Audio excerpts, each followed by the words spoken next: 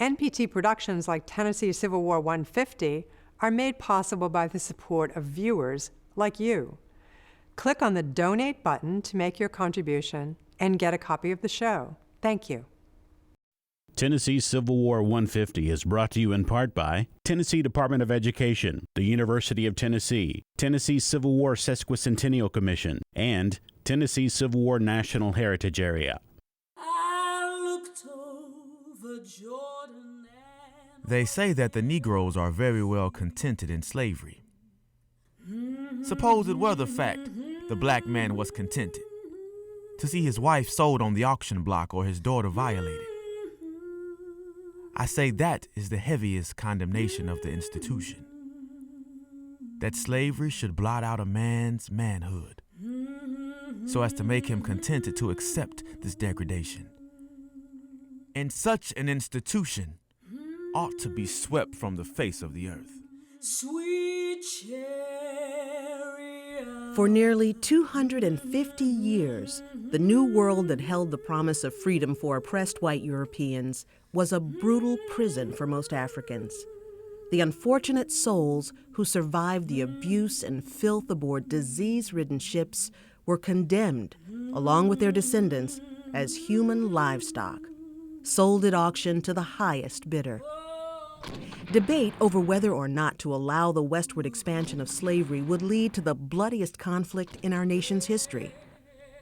But the war that began as a means of preserving the Union held a much more personal promise for millions of Americans. Determined to claim basic human rights of freedom and education, and guided by an unwavering faith, former slaves turned soldiers would help defeat their oppressors. But the road to freedom would be a rocky one. Facing racial hatred and violence, African Americans would work tirelessly to rebuild families torn apart by slavery, to better themselves, and to claim their rightful place as American citizens.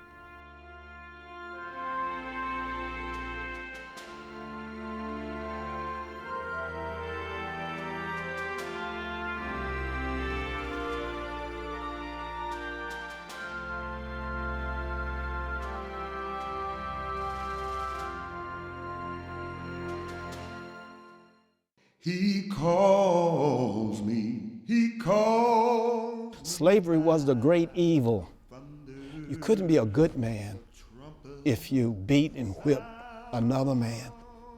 Took everything that he labored for and killed him if he tried to run away, you know. No such thing as a good slave master. There was a great deal of dehumanization. There was a failure to empathize. I think most slave owners did not think it was a terrible thing. You've got this economic interest that I think just superseded everything else. People had to believe that the Negro was intellectually inferior. If not, it would have weighed heavily on their souls and consciousness. And the system was so perverse that slaves could be bought and sold, they could be bargained, they could be raffled off. These people are reduced to property. The purchaser decided who he wanted. He might want a mother with an infant because that shows that she's fertile. Maybe he'll take that infant, but maybe he'll think that's too long an investment. If an infant was a burden, the trader might just get rid of that child. Some people lost not just one child, but many children, you know, and they would beg, let me keep even one of them. There was so much loss, so much devastation. My old master was in some respects kinder than many other slaveholders, but he lacked in that humane feeling which should have kept him from buying and selling human beings.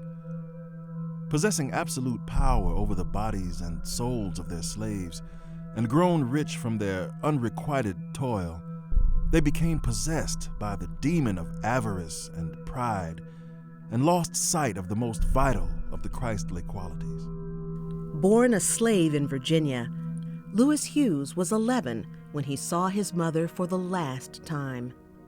His sale to a Mississippi planter would lead him to Tennessee's cotton capital of Memphis. Memphis was a river town, becoming a fairly bustling city. No major industries at that point, other than, I guess you could say, its dependence on cotton. Cotton that would be sold in Memphis and then shipped to other parts of the country. Memphis is important to both the North and the South. Slavery not only kept the economic engines in the South going, but those slave engines turned out that cotton, that was a part of the Industrial Revolution. Cotton truly was king. Cotton created thousands of jobs outside of the South. So this exploitation is sort of a conspiracy of silence among all.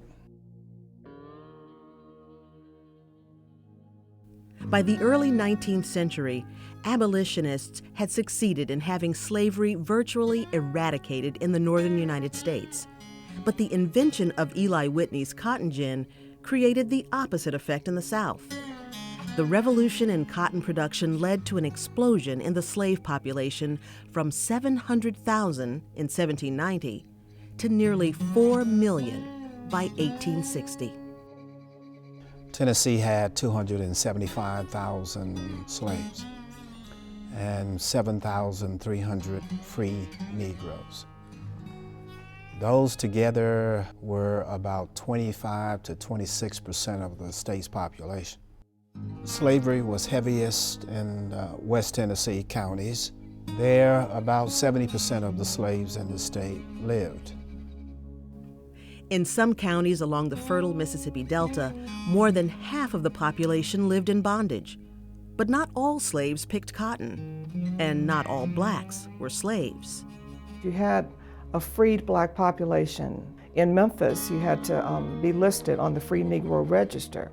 Many free black people chose to remain here because there was a level of certainty about how you would earn a living and who you could look to as your clients. And I think an even more important reason is that family is here. And many of these family members were enslaved. Nashville had the largest free black population, but it also had the largest slave population, almost 4,000 persons. Here in 1860, who were free and enslaved. About 10% of the slaves were what we call urban slaves. They were in manufacturing, tobacco factories, iron factories, and throughout the Deep South, 86% of your skilled laborers were slaves and free Negroes. They were the carpenters, they were the stone cutters, they were the brick makers, they were the barbers. There was no such thing as a white barber in Nashville. In Middle Tennessee, 10,000 slaves worked in the iron mines. They were the ones who ran the smelters and the foundries that produced the iron products that were brought into the market in Nashville. Regardless of occupation, the enslaved all had the same goal: freedom. Despite the risk of harsh punishment, even death if captured, the dream was too tempting for many. We know about 50,000 slaves left the South on the Underground Railroad. There were so many escaping that is going to be one of the causes of the Civil War, because they say that the North is violating the Fugitive Slave Act of 1850, where they are supposed to return this property, these people, and give them back to their particular owners, but they were not. And so they were escaping by the tens of thousands. Lewis Hughes made the first of his 5 attempts to escape shortly after moving to his master's new home southeast of Memphis in 1850. With a $500 reward on his head, he was soon captured and punished for running away. I could only stand and take lash after lash, as long as he desired, the terrible rawhide cutting into my flesh at every stroke. This torture was common among the Southern planters. God only knows what I suffered under it all, and He alone gave me strength to endure. One of the questions that people often ask about slavery is, how could black people have adopted Christianity, the religion of the oppressor? And what you see is that they took Christianity and they saw in it a religion of liberation that promised freedom. They saw the children of Israel. They saw themselves in that story. So Exodus became a really important story for them.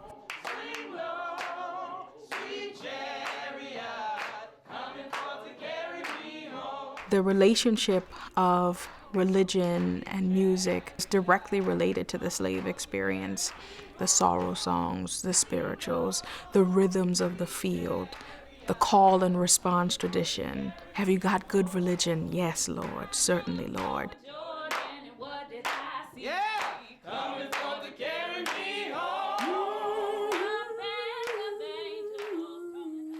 I really got a feeling for the significance of religion and how religion worked in people's lives when I started working with the music that was part of separation. People would pour out of the fields as the people are marching away, and they had these songs that they sang, and I saw that mentioned by several people in slave narratives.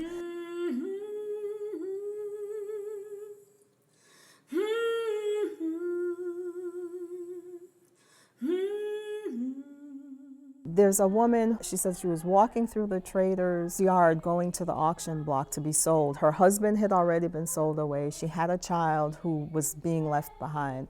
And she overheard the trader's daughter singing a song, "How Firm a Foundation." It's very insistent that God will not forsake you. I will not, I will not. And she said, at that moment, she thought, well, I'm one of God's children. God is not going to forsake me. So they had music like that that I think helped them to keep going.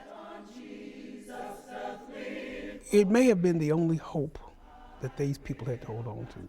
The ultimate reward, of course, is the hope of eternal salvation, eternal life, in freedom. If you have lived through slavery, which was hell, you hope for heaven.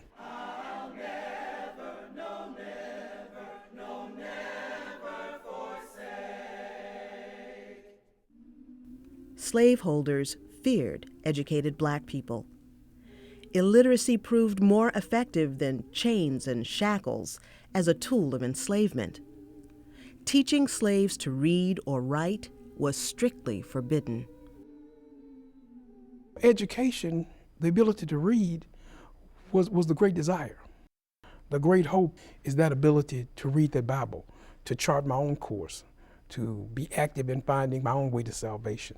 Once you deny someone something, it tends to have the opposite effect. Blacks, even during the antebellum period, understand that reading and writing is a very powerful language.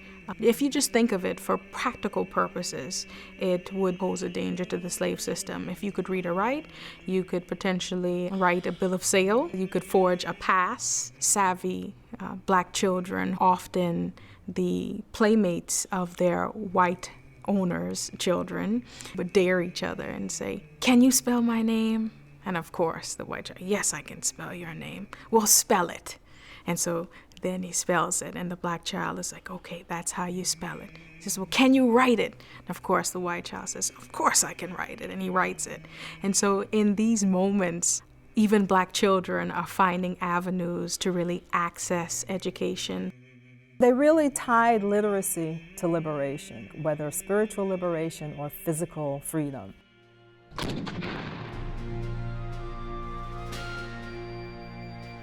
Black people knew exactly what the war should be about, and that was a war to end slavery. How could you fight this war if you weren't going to do something about this issue of slavery?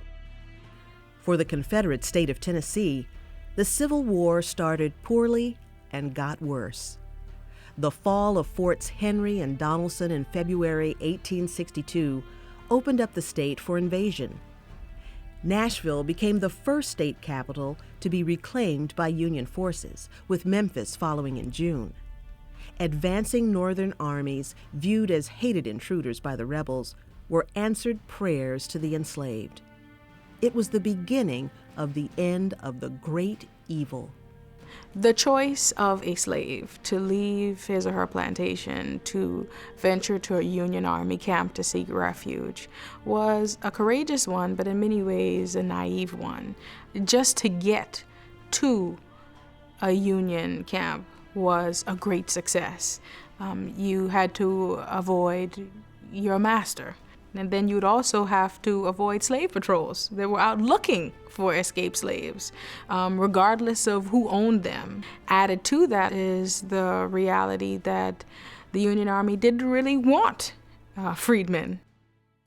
During the war, slavery is ending, it's unraveling, and it's unraveling haphazardly. Lots of people are freeing themselves by escaping.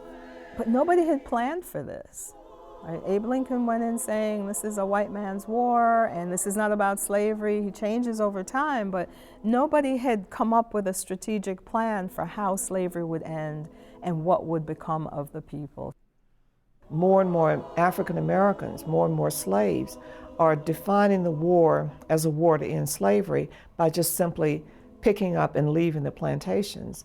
Then they're forced into a new position of, what do we do now? How do you deal with this huge population of people who are saying to the nation, we're not going to be slaves? The Army is sending many of them back from Nashville, from Memphis, from Clarksville, because they can't be housed, they cannot be fed, they cannot be provided with medicine. It was a bad situation for both sides, the slave and for the Union Army. In the summer of 1861, Congress passed legislation stating that a Confederate's property, including slaves, could be confiscated by Union forces. The law was half-heartedly enforced. Many Northern commanders preferred the easier alternative of returning slaves to their masters. That would change the following summer when the passage of a second Confiscation Act made it a crime to deny refuge to runaway slaves. The War of Emancipation had begun. The Confiscation Act of 1862 is really the one that unleashes the flood of slaves who began to come out of the countryside. All you got to do is to come into a Union Army camp and say, yeah, my master is a damn rebel and he's been fighting against the United States. And they couldn't send him back. They had learned a particular passage down to a T. The Southerners put themselves in a bad position because they're calling these people property. You could confiscate their property. And so it unleashes a flood of slaves. So you have large contraband camps that are going to develop. The slaves are going to be flooding into those areas. We show our sympathy with slavery by emancipating slaves where we cannot reach them and holding them in bondage where we can set them free. The Emancipation Proclamation of 1863 did not apply to Tennessee or any other areas under Union control. President Lincoln did not want to alienate loyal slave states by taking their property. What the proclamation did do was give freedmen a chance to fight for the army that helped liberate them. The Union Army has a great advantage because it's going to be able to get 200,000 black men into military service. It's going to be able to get another 200,000 or so laborers, men and women, that would do all kinds of work for the Union Army. The desire that drove black soldiers was a lot deeper, I think, than the desire to save the Union. They were more personal and more direct. Versus many other populations that have come to this country, we're the only ones that came in chains. We wanted to show the world and show ourselves that we were the equal, or even in some cases superior, of our adversaries and of our masters. So they went to great lengths to prove themselves. Their idea was to prove that, yes, we deserve that ballot box, and that jury box, and those things that make us citizens. The Emancipation Proclamation itself opened that door. It gave us the right to do that. It gave us the right to die for what we believed to. Despite initial skepticism about black soldiers, the United States colored troops distinguished themselves in battle time and time again. Nearly 24,000 freedmen served in the Union Army in Tennessee, culminating in the Battle of Nashville in December 1864. On both days of the battle, the USCT charged the enemy's right flank. Intended as a diversionary maneuver, the ferocity of the black troops' advance made an impact on the rebel forces. The assault was so vigorous and so direct that the Confederate Army felt that must be where the main attack is coming from, because these people are coming at us very strongly and very hard and taking horrendous casualties. They lose 575 men at Peach Orchard Hill, and they just simply waited till they came up to the top of that hill, and then they let the cannon loose on them. There were hundreds of black soldiers that died. The descriptions also indicate that the bodies were so thick you could just walk up and down that hill and never touch the ground. It must have been a horrible sight, just horrible. But they fought well, they suffered well, but it was one of the big battles that got rid of that rumor that blacks would not make good soldiers. After Nashville, the Confederacy is finished. A black soldier who came upon the white prisoners of war. One particular person was actually the master of the plantation where he had previously served. And the master looked up and said, "What do you think about this?" And the soldier said, "Well, massa, the way I sees it, bottom rail on top now." Steal away to Jesus.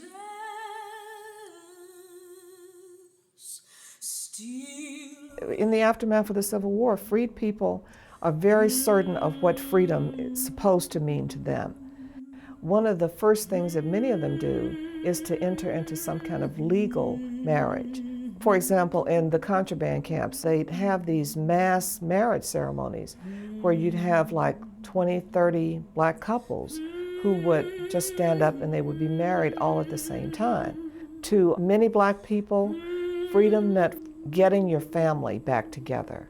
There are all kinds of records and stories of that in newspapers in the aftermath of the Civil War. Freedom could mean physical mobility. That's freedom when you can just kind of walk away from that plantation. But then the complication is that you may not be allowed to take your children with you. Your owner might say, "No, you're free, but these children stay here."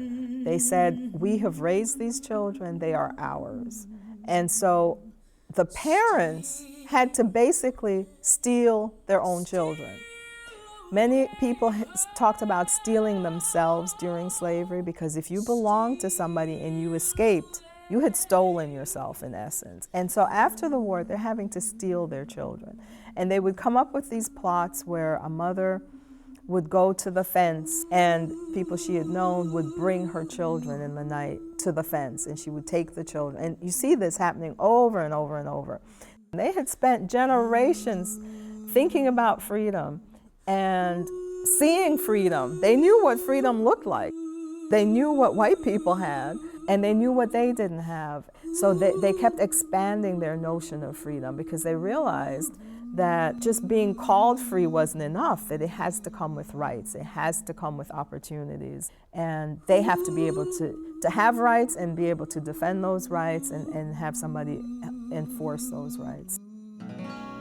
The Civil War freed nearly 4 million African Americans and destroyed much of the South. Former slaves, and many whites, were now homeless and facing starvation. Congress created a new bureau in the War Department to oversee the daunting task of establishing a new social order in the postbellum South. The Bureau of Freedmen, Refugees, and Abandoned Lands. It's created to try to figure out, what do you do with the freedmen? How do you introduce this free labor system into the South, and how's it going to work? The plan was just for 1 year to provide the kind of immediate need of food, housing, shelter, and later education. I needed education, and it was one of the bitterest remembrances of my servitude that I had been cheated out of this right, this blessing. I entered the night school for freedmen and faithfully attended its sessions. Some of these schools are built by blacks themselves, black churches. The church was hand in hand with education. Sunday schools were quite important. They become the great lesson plans. Some of the schools are actually started by missionary societies, and others are started by the Freedmen's Bureau. It was vastly different after the war, vastly different, that a black kid could go to school and a black person would be at the front of the room saying, "I'm a teacher. unheard of. And it was so outrageous that, of course, lots of violence was unleashed against black schools and black teachers.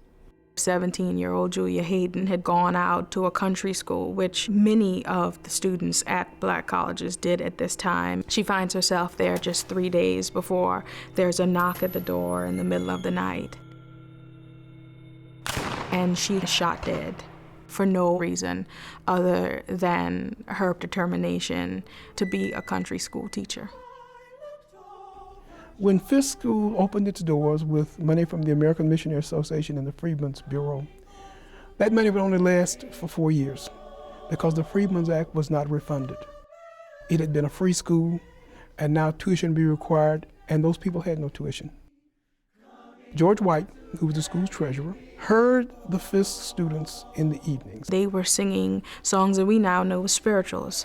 They are the product of the sorrows of the black slave experience. And he marvels at the beauty of these songs. And George White proposes a student chorus. They set out on a journey that would take them to Europe, where they are able to raise enough money not only to save Fisk, they also were able to support the American Missionary Association for the years that they toured.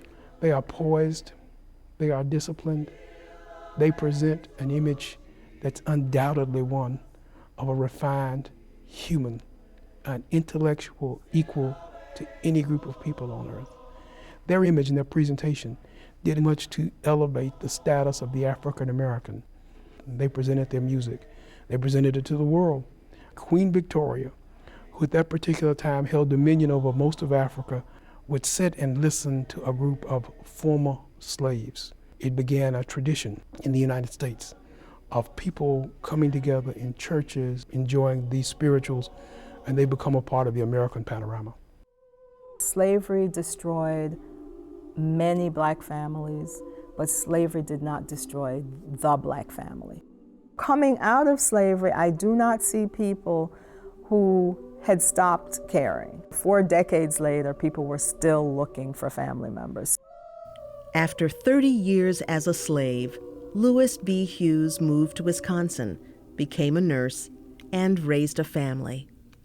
But he never forgot the loved ones torn from him so many years before. After enduring so much sadness, fate finally smiled on Lewis as he discovered his long-lost brother William living in Ohio. When we met, neither of us spoke for some moments. Speech is not for such occasions, but silence and the rush of thoughts. When the first flash of feeling had passed, I spoke, calling him by name, and he addressed me as brother. He told me that he had never heard anything of our mother or brother. He went back to the old home in Virginia, but could get no trace of her. As we related the hardships and sorrows which we endured, and at last the coming of brighter days, we were sad, then happy. As I looked into the faces of his wife and children, I seemed to have entered a new and broader life. After many promises of relations thus renewed, we parted, to take up again the burdens of life, but with new inspiration and deeper feeling.